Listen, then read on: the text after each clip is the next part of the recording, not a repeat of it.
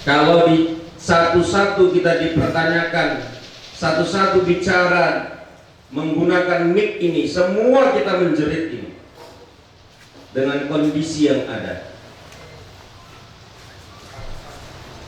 Tapi yang kami perhatikan, kelihatannya kita umat Islam di Indonesia ini harus dulu dikena cambuk baru bersatu.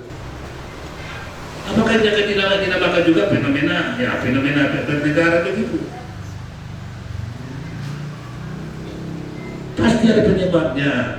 Penyebabnya ialah kita jauhi pula ajaran-ajaran sesuai dengan yang pembicara terdahulu tadi. Kita telah abaikan ajaran-ajaran Allah dan Rasulnya. Kenapa ukhuwah di antara umat Islam, baik di Indonesia pada umumnya ataupun Sumatera Utara dan Kota Medan pada khususnya, itu berangkat dari ketidakmampuan berbeda pendapat, berbeda pilihan, berbeda jalan, dan berbeda cara. Negara, bangsa, dan kemakmuran, hukum Allah tegakkan, hukum Allah.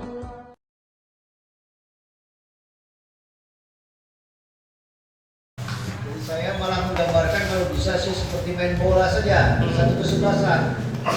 Bagaimana kita Islam ini satu kesebelasan, masing-masing punya skill, ada yang skillnya kiri luar, ada yang kanan luar, ada yang back, ada kiper. Nah, kalau itu bisa terjadi, saya kira tidak perlu semua menyerang, tapi ada yang menjaga gawang. Kira-kira Pak Bahar barangkali bisa menyampaikan banyak hal, terutama beliau ini di fosil ini kita berharap sebenarnya ya kalau saya menyatakan sekarang ini benteng terakhir umat Islam itu masjid, ya. Benteng terakhir umat Islam yang belum diintervensi, ya kira-kira gitu ya, adalah masjid. Cuma bagaimana masjid ini bisa punya kualitas seperti masjid yang memang diharapkan dari benteng. Nah, pengelolaannya tentu tergantung kepada kita masing-masing. Pernah waktu itu kita sudah menggaungkan tema dari masjid kita bangkit. Nah, sampai sekarang kemana itu ya kan? Apakah tema itu sudah disapu oleh awak atau gimana itu? Apa masih bisa dari masjid kita bangkit? Terutama dari ukhuwahnya. Terima kasih Pak. Silakan. Bismillahirrahmanirrahim. Assalamualaikum warahmatullahi wabarakatuh. Terima kasih kami ucapkan pada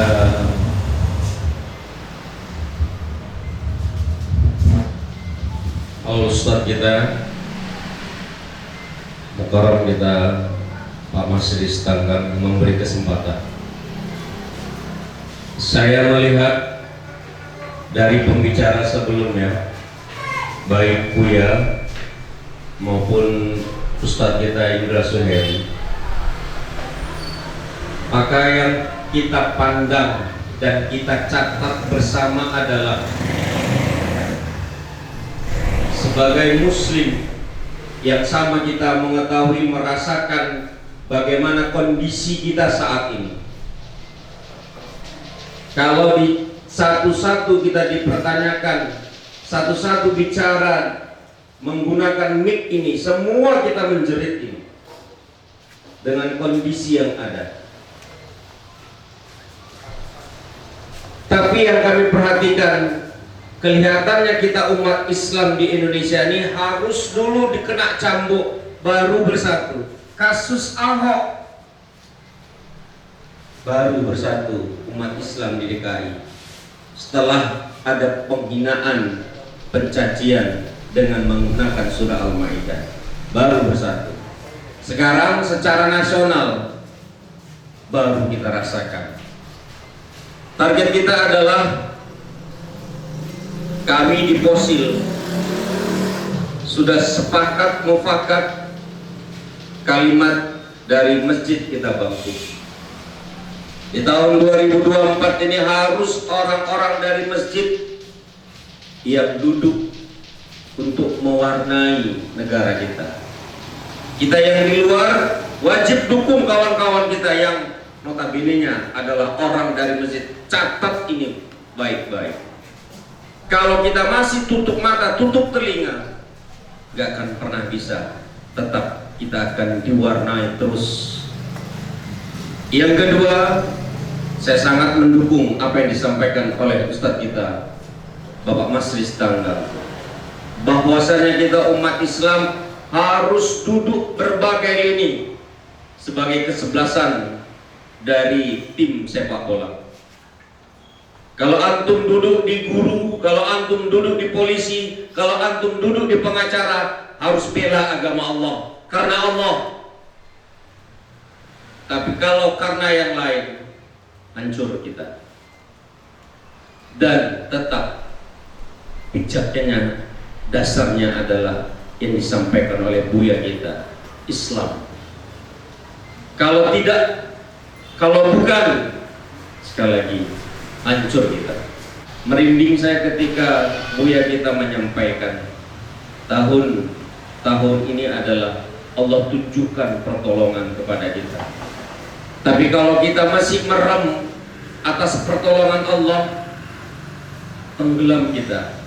Saat ini di 2024 kita bersatu. Kalau enggak, Allah enggak pernah menjamin Islam ada di bumi Nusantara. Saya pikir demikian. Saya kembali dah. Ya, jadilah sebuah kesebelasan, masing-masing tahu fungsi dan kemampuannya. Ya, kiri luar, kanan luar, striker, back, dan jangan menyerang semua. Tapi kalau dulu kita waktu kecil main bola, saya ingat tak begitu main bolanya, ya kan? Waktu anak-anak main bola itu kemana bola semua ngajar ke situ, sehingga kadang-kadang bola pun tak bisa lagi bergerak. Kaki orang yang disepaki. Apakah kita masih pemain bola anak-anak atau udah profesional sekarang? Nah itu ya. Jadi barangkali itu pertanyaan juga buat kita supaya bisa menempatkan diri.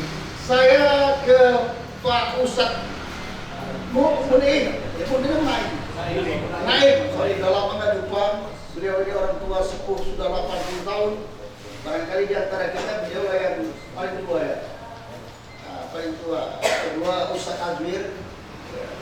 Jadi barangkali beliau perlu 2-3 menit kita dengarkan pendapat beliau dan pengalaman beliau dalam dakwah. Kendala-kendala ukhuwah dalam Islam itu apa?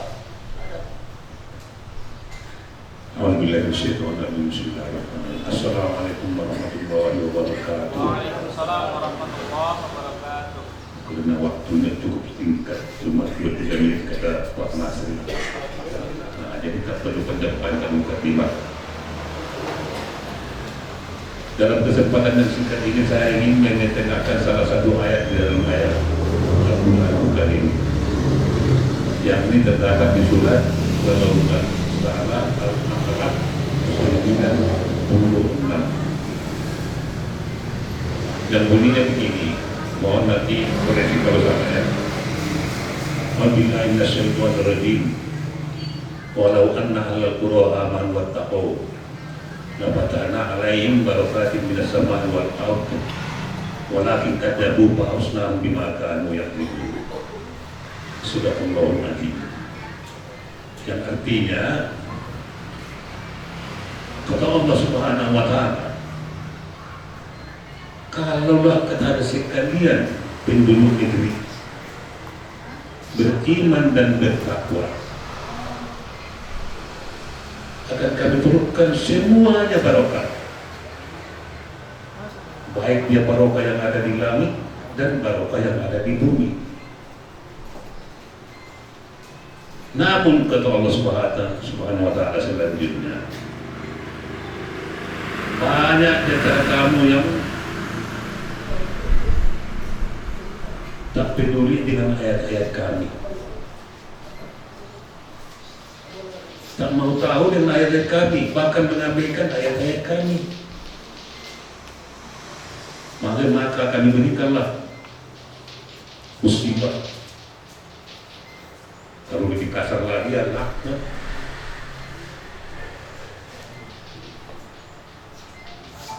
agar mereka menyadari akan kelakuan mereka. Nah, bapak-bapak, saudara-saudara, terutama orang-orang tua kita, apalagi menjelang tahun baru kemarin ini, banyak sekali musibah kita hadapi. Baik dia secara alam maupun secara artinya religius. Kalau secara alam ada badai misalnya di Cianjur, ada gunung meletus, ada tanah longsor, ada banjir bandang. Justru banyak negara kita mengatakan ini hanya terjadi karena fenomena alam. Sesuai dengan yang dikatakan oleh Bapak Al-Ustaz kita tadi. Badai ya fenomena alam, banjir ya fenomena alam, tanah longsor ya fenomena alam. Apakah kita cukup dengan mengatakan hanya fenomena alam? Tak kita pikirkan siapa yang menciptakan alam. Jadi apa musibah yang kita hadapi pasti ada penyebabnya. Dan bisa menyebabkan fenomena-fenomena alam. Begitu juga negara kita ini, maaf kasarnya. Kita ini obok-obok umat Islam. Dikucilkan selaku umat mayoritas di negeri ini. Kita sama-sama merasakan bapak-bapak, saudara-saudara. Sama-sama. Apakah jangan dinamakan juga fenomena bernegara begitu? Pasti ada penyebabnya. Penyebabnya ialah telah kita jauhi pula ajaran-ajaran sesuai dengan yang berbicara terdahulu tadi. Kita telah abaikan ajaran-ajaran Allah dan Rasulnya.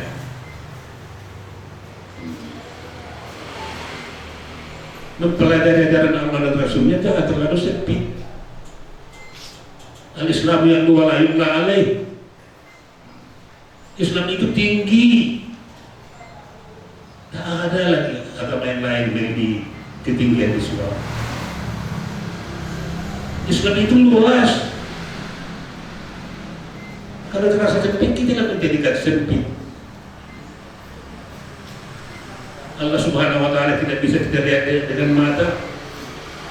Nabi kita Muhammad SAW telah berbicara 14 abad dari kita.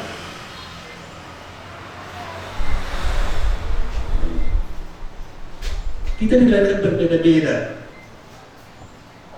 berbeda-beda pendapat. Karena berbeda-beda pendapatan, maaf katanya.